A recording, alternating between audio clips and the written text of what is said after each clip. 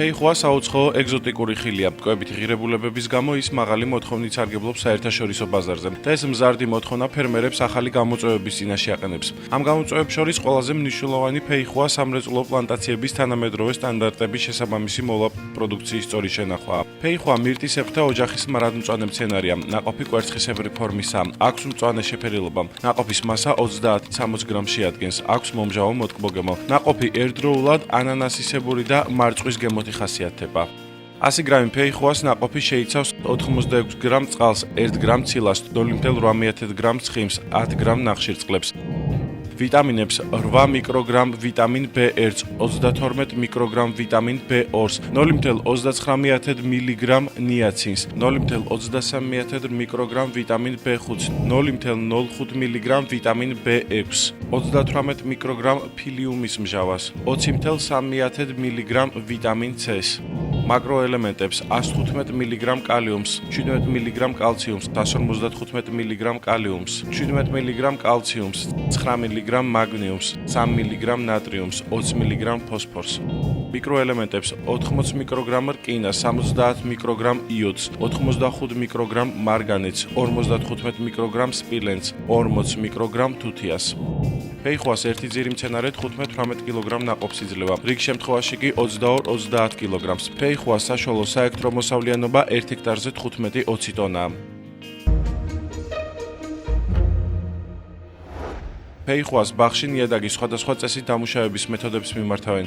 ნიადაგის ბიოგასანაყიერებლად რიგთა შორის შუალედურ კულტურებს თესავენ. ფენენ მულჩის ფენას, თესავენ სიდერატებს, მიმართავენ ხანმოკლე კულტურულ დაკორდებას. ნიადაგის გასამდიდრებლად ზამთარში ენერგიის გამოსაკვებად პლანტაციაში შეაქვთ ნაკელი და ტორფკომპოსტი. 1 ჰექტარ პლანტაციაში შეაქვთ 80-100 ტონა ნაკელი და ტორფკომპოსტი. მინერალური სასუქებიდან გამოიყენება ფოსფორატის ფქვილი, აზოტმჟავა, ამონიუმი, კალიუმის მარილი.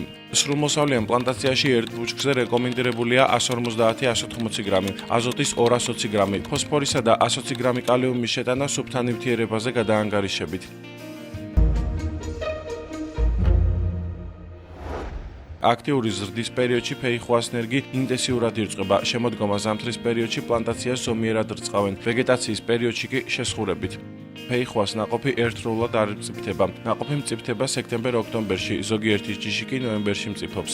ამიტომაც ფეიხუას მოსავლის აღება პერიოდულად წარმოებს. სექტემბრის ბოლოს ფეიხუას საადრეო ჯიშების ნაყოფები იკრიფება. მასიური სიმწიფის პერიოდი ფეიხუასათვის კი ოქტომბერ-ნოემბერია. ფეიხუას ნაყოფი კრეფისას ხიდან იბერტყება. ბერტყვისას ნაყოფი მიწაზე ცვივა და ერთგვარ დაზიანებას იღებს. ამიტომაც მოსავლის აღებისას ყოველი ძირის ქვეშ მულჩს აფენენ, რაც მცენარის დაზიანების ალბათობას ამცირებს. ფეიხუას ჯიშებიდან ყველაზე კარგად სუპერბა, კულიჯი და ჩოესიანა ინახება.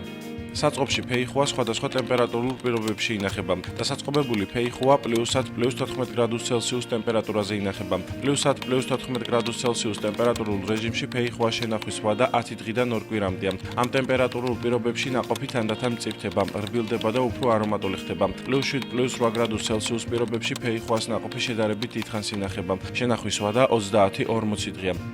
ფეიხუას მწიფე ნაყოფი ღია მწვანე რბილი და არომატულია. გადამწიფებული ნაყოფი მცენარის ოდნავ შერხევისას ცვივა. ნაყოფი ხელით იკრიფება და განსაკუთრებული სიფრთხილით ლაგდება ვედროებში, ხის ან პოლიეთილენის კონტეინერებში. ფეიხუას ნაყოფი შენახვის ნაკლები ხანგრძლივობით ხასიათდება. გრილ საწყობში ნაყოფის შენახვის ხანგრძლივობა 2-4 კვირაა. ფეიხუას ნაყოფის ტრანსპორტირება სპეციალური ყუთებით ხდება. გადაზიდვისას ტემპერატურული პირობებისა და სანიტარული ნორმების დაცვა აუცილებელია. +7-+8 გრადუს ცელსიუს ტემპერატურაზე ნაყოფი შეუფერხებლად და დაუზიანებლად ტრანსპორტირდება. ფეიხუას ნაყოფი საუკეთესო პროდუქტია გადამუშავებულ მრეწველობაში. ფეიხუას ნაყოფს კულინარიული დანიშნულებით იყენებენ. გადარჩეულ დაუზიანებელ გარეცხილ ნაყოფს შესაბამისი ტექნოლოგიური ციკლის გავლის შემდეგ სხვადასხვა პროდუქტად ამზადებენ და ავტომატური წესით აფასოებენ. ადგილობრივ ბაზარზე კილოგრამი ფეიხუას ღირებულება 2-დან 3 ლარამდეა. საერთაშორისო ბაზარზე კი 1 კილოგრამი ფეიხუას ფასი 8-დან 10 ევრომდე მერყეობს.